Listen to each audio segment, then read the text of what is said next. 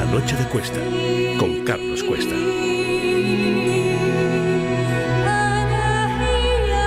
Bueno, pues vamos a hablar de otra cosa, cambiamos de tema. Atención, aunque seguimos con el cautivo. ¿Quién es el cautivo? Bueno, pues algunos viendo lo que ocurrió en aquella escena, que resulta que Pedro Sánchez se marchó con Begoña Gómez, a ver, el cautivo, mientras dejaba sola a Yolanda Díaz presentando la famosa historia de la reducción de la jornada laboral, que el primero que recortó la jornada laboral fue él, fue Pedro Sánchez, y dijo, aquí te quedas, tú te quedas con este desastre, que yo me marcho al cine. Y se va al cautivo. Bueno, está en conexión ya Juanma González. Juanma, ¿cómo estás? Hola, muy buenas, Carlos. Sandra, ¿qué tal? ¿Qué tal? Juanma, a ver, queríamos contactar contigo porque, claro, aquí ha ocurrido una historia o una cuestión en la cual hoy se va a hacer una película de Cervantes, película teóricamente histórica y, cómo no, en esta época que nos ha tocado vivir, por lo visto, la cuestión central no es la obra de Cervantes, no es el contexto de Lepanto, no es el contexto de la labor que estaba haciendo España en aquel momento en América, no es el contexto del siglo de oro español, no. El contexto es que Cervantes era homosexual. Y claro, yo ya empiezo a pensar, no sé, de esta gente que va tan de socialista, tan de defensora, que tiene un problema en la asunción de la libertad sexual, pero ¿en serio que este es el eje de una película sobre Cervantes? O sea, el tiempo que se llevaba esperando una película potente, seria, sobre Cervantes, y bueno, está claro que tendremos otro tiempo más para seguir esperando una película potente y seria de Cervantes, porque resulta que es que hay que entrar en si era homosexual, si era bisexual, no sé si le ha puesto una pegatina con la bandera LGTB en algún fragmento de la película, Juanma, pero de verdad que suena todo tan ridículo. Claro, Carlos, hay una cosa, y es que la figura de Cervantes ha sido muy poco o nada tratada en el cine, y siempre se ha dicho que aquí en España tenemos como miedo a tratar nuestros propios mitos y a tratarlos de una manera medianamente épica, ¿no? Hay que decir que Amenábar no ha tratado en ningún momento de demoler el mito de Cervantes, eso no lo hace la película, pero sí que me da la impresión de que él ha considerado que tratar la figura de Cervantes como un elemento de identidad nacional patrio, pues no era suficiente. Entonces él ha añadido esto, que por un lado, pues como como fabulador de ficción que es, pues tiene derecho a hacerlo, ¿no? Ridley Scott en sus pelis históricas, pues seguramente haya imaginado, ni se sabe. Sí, ¿sabes lo que pasa? Que al final, o sea, Ridley Scott es verdad que fabula, y es verdad que hay muchísimos otros que fabulan, pero va repasando país por país y todo el mundo saca la película de alguien que fabula y la película donde saca pecho de su historia. Aquí no. No, aquí nunca aquí sacamos es de fábula pecho de en nadie. fábula hasta la fabulación final. No, y sobre todo porque es que además ni siquiera tiene una mínima base científica, ¿no? O sea, es que realmente no hay ninguna mínima base histórica, no hay nada que indique que Cervantes era homosexual. Y a mí lo que me hace gracia es que lo que ha dicho Amenábar después del revuelo que se ha formado es que, bueno, que se ve que las cosas no están normalizadas precisamente por ese revuelo, ¿no? Claro, es que el revuelo a lo mejor no es por su homosexualidad o no, sino porque realmente, como digo, no hay base histórica, ¿no? Es que, Juanma, yo tengo la sensación de que se van asignando carteles o tarjetas sexuales, pero vamos a ver, es que a ver si la izquierda se mete una cosa en la cabeza, que esto de la libertad es pleno, ¿vale? Por tanto, tienes el comportamiento sexual que te da la gana dentro del respeto a la ley y a los demás, punto final, y ya está. Pero es que parece, no, tienen que ir repartiendo tarjetas de todo el mundo era homosexual. Hombre, pues veo difícil que todo el mundo sea homosexual porque si no se habría extinguido la especie. Es un poco lo que en Pandilla diríamos ir de guay sin llegar a chachi, ¿no? O ir de alternativo siendo lo más mainstream que ahora mismo es, cuando todo el tema gay, todo el tema homosexual, todo el tema de la representación es casi un impuesto, con lo cual no está siendo alternativo. Así que lo único que nos queda pensar es que realmente ha sido una argucia publicitaria, más allá del hecho de que Amenábar, como gay declarado, se quiera proyectar sobre un personaje que también es gay, y si no puedo hacerlo siendo heterosexual, pues lo hago gay, porque para eso estoy haciendo ficción, ¿no? Juanma, pero si haces a alguien gay por decreto, la libertad sexual desaparece, ¿no? Digo, sé que es una pregunta un tanto retórica y ridícula, pero lo digo por remarcarla. Sí, claro, exactamente. Él me da la impresión de que él ha hecho un poco todo esto, y sobre todo la campaña publicitaria, que es donde más se ha cargado las tintas en ese aspecto. En la película ocupa el último tercio, pero no toda. Pero como que esto es una especie de... Mi película es un mecanismo para descubrir homófobos. Y si no te gusta, eres homófobo. Y si te quejas, eres homófobo. Ya sea porque consideras que lo has falseado y no debes, o porque simplemente te ha aburrido la película, que sí, entre tú y yo, para mí es el gran problema del... ¿Es aburrida? Y muy larga, dicen, ¿no? Es bastante aburrida, sí. No es una película se ha perdido una oportunidad de hacer una peli que, homosexual o no, fuera una película de aventuras medianamente dinámica, ¿no? Porque Cervantes lo que básicamente pretende es intentarse fugar de la cárcel, ¿no? Al principio que sea.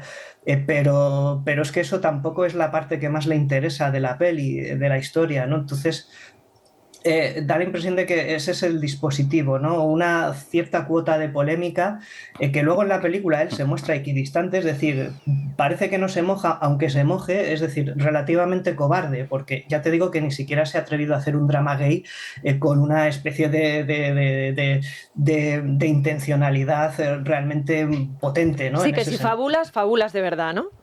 Claro, es que picotea de aquí a allí y picotea cosas interesantes y se las va dejando en el tintero porque al final lo único que se le queda a la gente es que Cervantes es gay en El cautivo, pero no el conflicto entre el Islam y el cristianismo, que casi parece entre dos equipos de fútbol en la película, es una cosa que no es particularmente grave. Pues me da que la batalla de Lepanto fue por algo, ¿no? Y creo que no fue porque se hubiera ve. una fiesta gay en los barcos. Exactamente, lo que más le interesa son los mancebos de las saunas, que es lo que se ve en la última parte de la película, ¿no? Y tiene gracia la fotografía con Pedro y Begoña, ¿no? Sí, Es una todo película nos lleva a lo mismo. que acaba en una sauna. Oye, Pero, te hago una pregunta, Juanma. ¿Tú crees que si hubiese sido al revés, que una persona homosexual, alguien hubiese decidido hacer una película diciendo que era heterosexual por sus narices? Bueno. 1, hubiese sido admitido. 2, hubiese ido el cautivo, alias Pedro Sánchez, escapándose del Congreso de los Diputados para el estreno, para verlo? pues muchos grandes directores homosexuales y que son conocidos por ello lo hubieran considerado totalmente absurdo. Mira, Bueno, absurdo no, un ataque a todo, vamos. Oye, pero te digo una cosa, Juanma, lo hubiesen considerado ellos, y a mí si sacas a una persona que es homosexual y le niegas su condición homosexual, el primero que diría estamos todos idiotas o qué sería yo. Claro. O sea, pero ¿por qué no dejan a la claro. gente en paz y le dejan tener una cosa que se llama libertad? Mira que les cuesta, decir la palabra Es que libertad. la palabra libertad les da alergia. Sí. Mucho, claro. Es que, claro, Amenábar tiene derecho a inventar en su película, pero es que él ha vendido la película como un hecho cierto, cuando incluso el propio asesor cervantista que le ha ayudado en la peli y que nada casualmente saca un libro ahora con el estreno del cautivo de este tema, en el propio libro concluye que Cervantes no era homosexual. ¿Entiendes? O sea, José Manuel Lucía Mejías, que saca el libro ahora de Cervantes, pues dice que no hay pruebas ningunas de que lo fuera. Claro. Y de hecho, bueno, pues me pregunto qué están pensando Catalina de Salazar y luego la posterior amante de Cervantes, Ana Franca, que se estarán un poco revolviendo en la tumba, ¿no? A lo mejor Ana Franca no se ha enterado y era Ana Franco. Imagínate tú. Qué dilema para el PSOE, ¿eh? No des ideas. De todas formas, Juanma, sí que de alguna manera tú hablabas de esa campaña publicitaria. En cierta medida, de momento le ha salido bien, porque creo que la taquilla de este fin de semana ha sido bastante buena. Lo que no sé es si crees que esta taquilla va a ser sostenida en el tiempo. Yo creo que o sostenible, película, puedes responder también así es sostenible, que así es más woke. Claro. Se da la casualidad de que la primera semana ha hecho lo que la subvención, ¿no? Aunque la peli yo creo que se la han pilotado Netflix y TVE sobre todo en ese sentido y que es una peli hasta cierto punto independiente, cocinada por el propio Amenábar. Luego tiene otros 500.000 euros de Europa, de los fondos de Europa. Pero a la pregunta de... Sí, esto, vamos, es el procedimiento, Carlos. Ya. Si digo el anda, por remarcarlo, más que otra cosa. Sí. Es como un rotulador fosforito ese anda. No ha hecho mal número, 1,2 millones de euros. Lo que pasa es que en España siempre hemos sido especialitos y el cine con una perspectiva adulta suele tener un buen mantenimiento, así que yo creo que las semanas siguientes no le va a ir mal a la película. Lo que pasa es que por buscarle también tres pies al gato, que para eso estamos aquí, pues la película no te creas que ha abierto primera en el top 10, está tercera. El primero la ocupa una película de dibujos japoneses, un anime, que tienen una base fan enorme y el primer fin de semana siempre aparecen todos, luego probablemente desaparezca, pero ahí está la primera. Y luego Expediente Warren, la última, que ha entrado fortísimo. Esa película está en todo el mundo pegándolo el doble de cantidad que sus propios directores esperaban, ¿eh? Y ha quedado segunda, está segunda. Oye, y Juanma, mira, dime. Sí, le sigue ganando Santiago Segura, ¿no? En lo que es el mejor estreno del año sigue siendo el de Santiago Segura, Padre no hay más que uno, 5. Exactamente, queda detrás y por cuota de espectadores, etcétera, etcétera, creo que también es la primera y esta queda Oye, segunda. Juanma, una pregunta para ver si yo soy un tío muy raro, o tú tienes la misma percepción. ¿En España nos da alergia hacer películas que hablen de nuestra historia y simplemente nos fijemos en cosas que digas, oye, qué siglo de oro más maravilloso? Oye, qué pedazo de labor se hizo en América. Oye, qué película nos ha salido con el desembarco de Alucemas, qué pedazo gesta histórica que nos cascamos allí. ¿Tengo yo esa sensación así aislada o es un sentimiento No, corroborado por la realidad? luego tienen que venir los americanos a hacerlas por nosotros y claro, luego pues a lo Ya. mejor nos molestan algunas de las cosas que ellos puedan meter, no, es Claro. totalmente cierto. Hasta cierto punto se percibe como una oportunidad perdida porque parecía que iba, pero luego al final pues no, la peli se ha ido por otro lado completamente distinto. Y sí, sí, o sea, es que es una sensación que yo como espectador, no ya como crítico ni como periodista, sino como Juanma, el tío que va al cine y que ve películas en su casa, a mí me ocurre. Fíjate, el otro día, antes de ponerme a hablar aquí, me acordé de una peli de Sean Connery que se llama El viento y el león, donde también un destacado árabe que lo interpretaba Sean Connery, apropiación cultural a tope, pero estamos en los 70, ¿no? Secuestraba a una americana que era Candice Bergen, la de Sí. Murphy Brown. Y esa película, seducida por el exotismo de esa cultura, sin embargo, era muchísimo más dura, mucho más dura que El cautivo a la hora de rodar y mostrarte pues un poco la fractura cultural de dos culturas que son muy diferentes, ¿no? En muchas cosas. Y luego también había un elemento sexy, ¿no? Porque Sean Connery estaba ahí en su culminación de belleza física y obviamente pues atraía a la mujer norteamericana aunque ella no quisiese, ¿no? Entonces yo os dejo esa película ahí recomendada por si acaso queréis darle. Juanma, pues un placer. Venga, un saludo, Carlos, Sandra. Nada, un saludo. No vayas corriendo a ver la del cautivo, que total, con lo aburrida que es.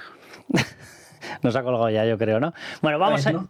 Ah, te teníamos por ahí. No, que no sé si habías escuchado el último comentario. Juanma, que un placer, de verdad.